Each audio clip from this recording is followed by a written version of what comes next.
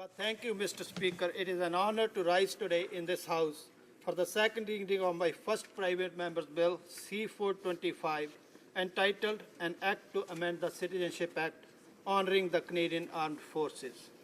Mr. Speaker, I would like to start by thanking my family for putting up with the crazy hours and travel schedules of a Member of Parliament who is also a husband and a father.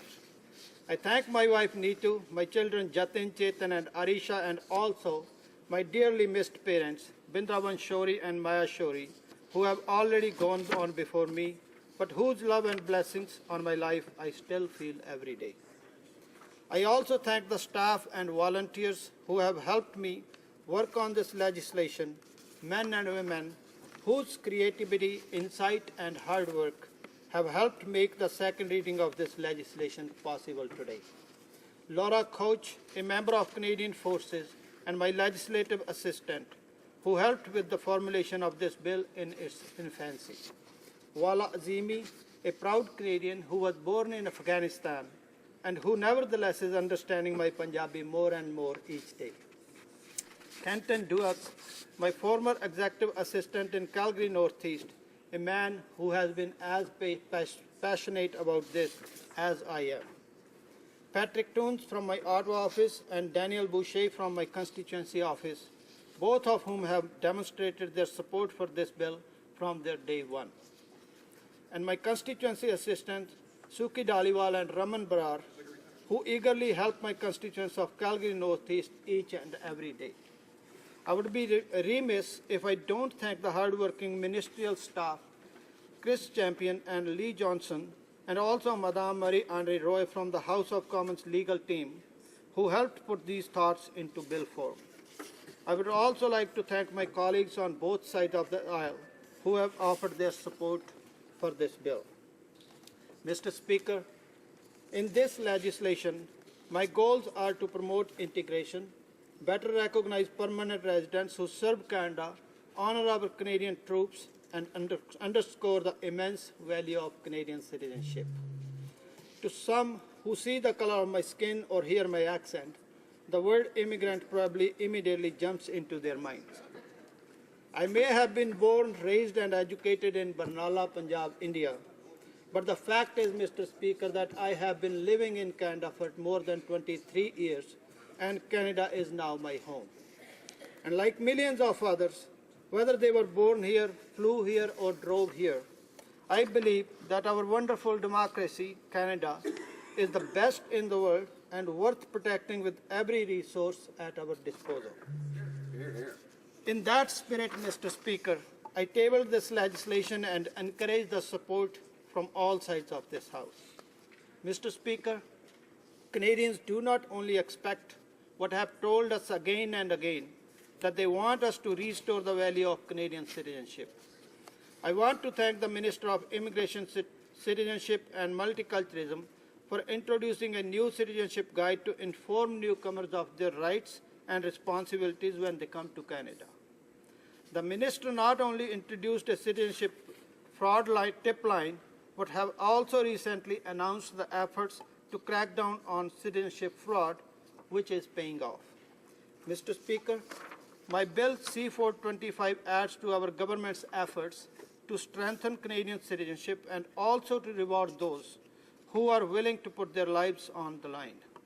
It provides citizenship more quickly to those who take on the responsibility to honorably serve our country. And at the same time, it takes the privilege of Canadian citizenship away from those who betray Canada and everything it stands for. I urge all members to support this bill going to committee for a thorough review. Mr. Speaker, I am open to looking at any amendments as a result of that review which respect the spirit of this bill and strengthen Canadian values. Mr. Speaker, it would be safe for me to assume that we all are committed to strengthening the value of Canadian citizenship. We also recognize the importance of the Canadian forces and their commitment to serve Canada in defending its values, interests, and sovereignty. Along those lines, this House is a place where tough determinations are made on behalf of Canadian men, women, and children, and our brave men and women in uniform. And this house is the place where we debate military budgets and deployments. Sometimes, unfortunately, these debates can become politicized, and doing the right thing for our country and our troops can become obscured by the spin and the rhetoric. Nevertheless, we all share a duty to support our troops and to do so with our very best judgment on behalf of our constituents. We parliamentarians from all sides are entrusted to make the kinds of decisions which affect not only Canada, but also the brave souls into whose hands we place our security. So I felt it was crucial for me to experience a first-hand glimpse of a day in the life of our courageous Canadian forces. Mr. Speaker, this is why I spent several days in uniform alongside our Canadian Army during a reserve training exercise in Wainwright, Alberta in August 2009, along with colleagues from both this side and the opposite side of the House, and also along with my brother from a different mother, member from Medicine Hat. This is also why I spent time at sea off the East Coast aboard the HMCS Fredericton in the summer of 2010. Mr. Speaker, I also want to thank the Minister of Defense for ensuring that the Canadian forces have the people, equipment, infrastructure, and readiness required to defend Canada and Canadian interests now and well into the future. Since 2006, under the solid leadership of this Minister of Defense, the defense budget has grown over $6 billion and key acquisitions have been made. Mr. Speaker, our men and women in uniform not only deserve the best equipment to get the job done, but they also deserve the best, the brightest, and the bravest to be fighting alongside them and to have their back. And when Canadian permanent residents who are not yet Canadian citizens answers the call to serve under the red and white banner of this great nation, they are not just performing a duty. They are not simply working a 9 to 5. They are putting their lives on the line for their new home, for millions of Canadian men, women, and children, and for the greatest country in the world. And for their demonstrated honor and courage to stand in the gap when least expected, but when most required, a one-year credit towards Canadian citizenship is the least we can do, Mr. Speaker. Under the proposed change, a permanent resident who is a member of Canadian Armed Forces has completed the basic training and has signed a minimum 3-year contract to serve the forces will be given a 1-year credit towards his or her residency requirement to acquire Canadian citizenship. Also under the proposed change, Mr. Speaker, Canadian citizens with dual citizenship and permanent residents applying for citizenship would lose their citizenship or become ineligible to become citizens if they commit an act of war against our troops. Mr. Speaker, I remember seeing a bumper sticker once that said, "Stand behind our troops, otherwise please feel free to stand in front of them." Of course, Mr. Speaker, the humor was dark, but the underlying truth about our parliamentary responsibility still rings true. Canadian citizenship is extremely valuable. Members of Canadian forces risk their lives to defend it, so it makes sense that those individuals who choose to attack our Canadian forces should not have the privilege to call themselves Canadian citizens.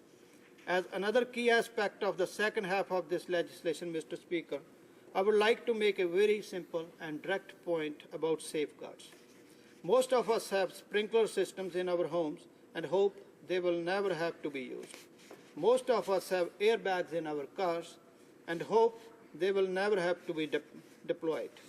But safeguards, nevertheless, crucially stand in place to protect our homes and to protect our lives.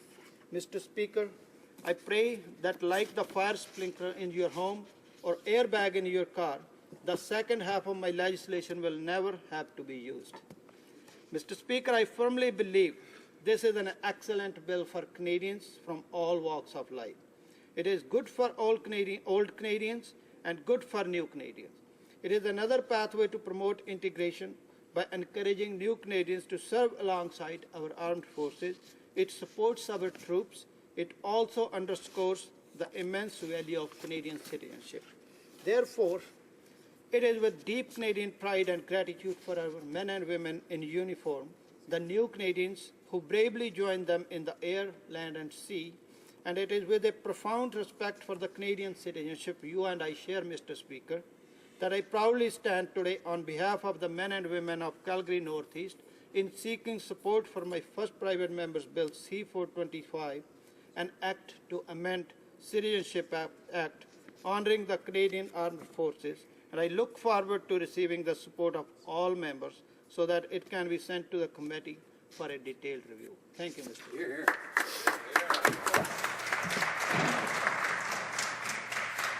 Questions and comments? Question et commentaire. The honourable member for Winnipeg North. Yes, thank you, Mr. Speaker. I'm wondering if the member can provide some comment in terms of the reserves. The reserves is many individuals see the reserves as a wonderful opportunity to be able to serve our country, and if any consideration has been given to Canada's reserves. The honourable member for Calgary Northeast. Well, thank you, Mr. Speaker. I thank my colleague for asking this question. This bill applies to people who sign a minimum 3 years contract and who has completed basic training. Although we don't have, Mr. Speaker, although we don't have specific numbers at this time, we do know that it affects a number of skilled members of our Canadian Armed Forces. It will also serve as an added incentive for new talented immigrants to join our military. Thank you, Mr. Speaker. Questions and comments? Question et commentaire. The honourable member for Newton North Delta. Thank you very much. I want to thank my honourable colleague for the speech he made in presenting his private member's bill. And, you know, I'm a person who has supported that our institutions, both provincial, municipal and federal, should reflect the full diversity of our population. And our young children need to see themselves when they look at those who govern us and those who serve us. So the question I have for my colleague is, we all honour the service of those who are in the armed forces, and we support that. But did you consider other important contributions to our to our country, like from doctors, firemen, the police officers, nurses, teachers, etc.? Honourable member for Calgary Northeast. Well, thank you, Mr. Speaker, and thanks to my colleague as well. Mr. Speaker, this bill was inspired by my belief that our troops deserve the highest respect. Service in Canada's military is unique because it calls on its members to lay their lives down for their fellow countrymen and women. It is for this reason, Mr. Speaker, which I believe we should reward the demonstration of patriotism by shortening the amount of time they must wait to become Canadian citizenship. Furthermore, Mr. Speaker, this is another pathway to integrate. Thank you, Mr. Speaker. Questions and comments? Question et commentaire. The honourable member. From Newton. L'honorable député de Rome-Missisquoi. Merci. Je voudrais, merci pour votre discours. Je voudrais demander à mon collègue d'en face du fait que l'expression résident autorisé n'est pas définie.